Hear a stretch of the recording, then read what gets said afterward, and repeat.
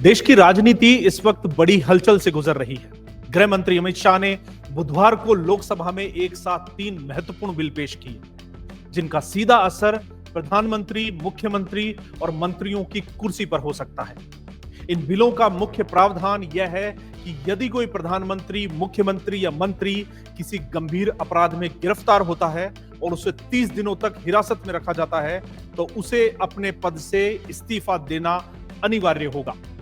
यह प्रावधान भारतीय राजनीति में एक ऐतिहासिक बदलाव ला सकता है, क्योंकि अब तक कोई स्पष्ट प्रावधान नहीं था जिससे यह तय हो सके कि गंभीर अपराध के आरोप में पकड़े जाते हुए नेताओं को अपने पद से हटना पड़े या नहीं। बुधवार को संसद में पेश हुए ये तीनों बिल इस प्रकार है। गवर्नमेंट ऑफ यूनियन टेरिटरीज संशोधन बिल 2025, 130वां संशोधन बिल 2025, जम्मू कश्मीर पुनर्गठन संशोधन बिल 2025।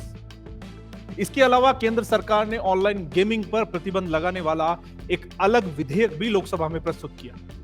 अमित शाह द्वारा बिलों को पेश किए जाने के बाद लोकसभा में विपक्षी दलों ने जमकर हंगामा किया। कांग्रेस और एआईएमआईएम प्रमुख असदुद्दीन ओवैसी ने इनका जोरदार विरोध करते हुए सरकार से तीनों विधेयक वापस लेने की मांग की।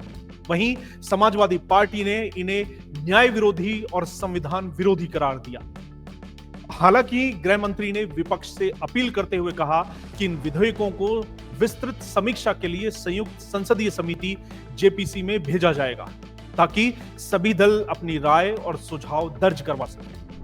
विवाद का बड़ा कारण यह है कि अब तक कोई भी मुख्यमंत्री या मंत्री अपने पद पर रहते हुए जेल में जाने या लंबे समय तक हिरासत में रहने के बाद भी अपने पद से हटने के लिए बाध्य नहीं था।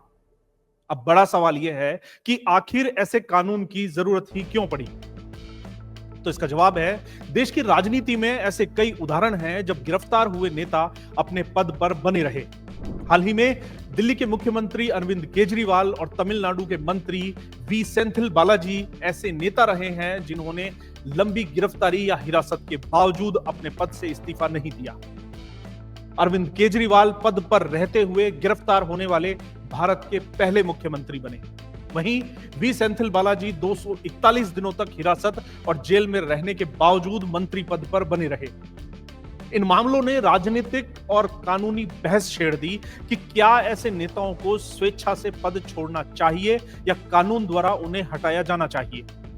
अब सरकार का कहना है कि इन बिलों के जरिए इसी शून्य को भरने की कोशिश की जा रही है। आइए अब आपको तीनों बिलों के बारे में विस्तार से बताते हैं। गवर्नमेंट ऑफ यूनियन टेरिटरीज संशोधन बिल 2025। यह बिल केंद्र शासित प्रदेशों के प्रशासन से संबंधित है। मौजूदा government of union territories act 1963 में ऐसा कोई प्रावधान नहीं है जिससे किसी मुख्यमंत्री या मंत्री को गंभीर आपराधिक मामलों में गिरफ्तारी या हिरासत के बाद हटाया जा सके।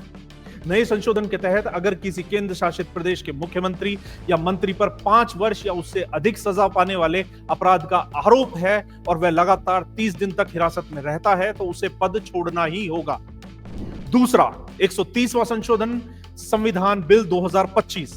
यह बिल और भी व्यापक है। इसका दायरा केंद्र और राज्य दोनों सरकारों पर लागू होगा। वर्तमान में संविधान के अनुच्छेद 75, 164, 239 AA में इस प्रकार का कोई नियम नहीं है कि गंभीर आरोपों में मंत्री या प्रधानमंत्री, मुख्यमंत्री को हटाया जा सके।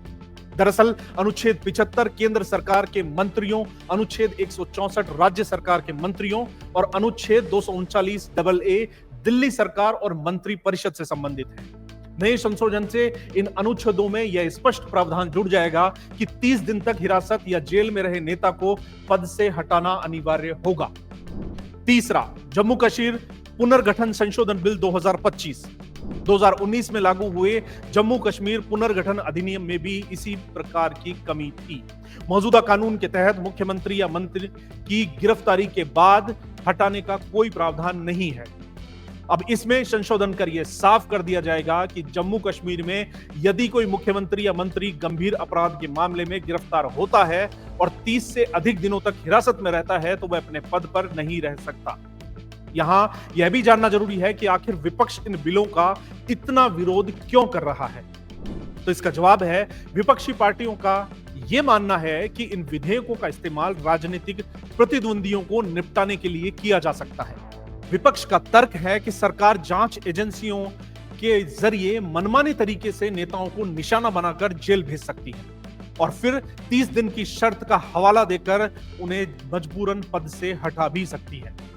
कांग्रेस नेताओं का कहना है कि यह प्रावधान लोकतंत्र और मतदाताओं के अधिकार पर खुला हमला है।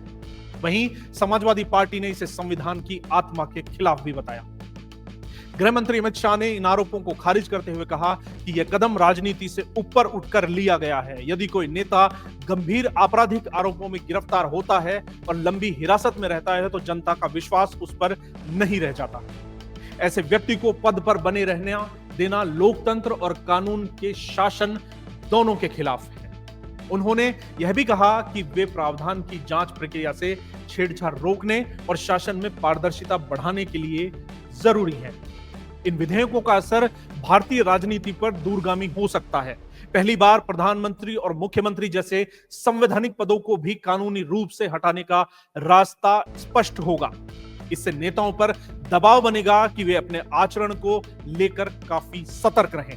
विपक्ष को आशंका है कि इससे लोकतांत्रिक संस्थाओं में असंतुलन पैदा हो सकता है।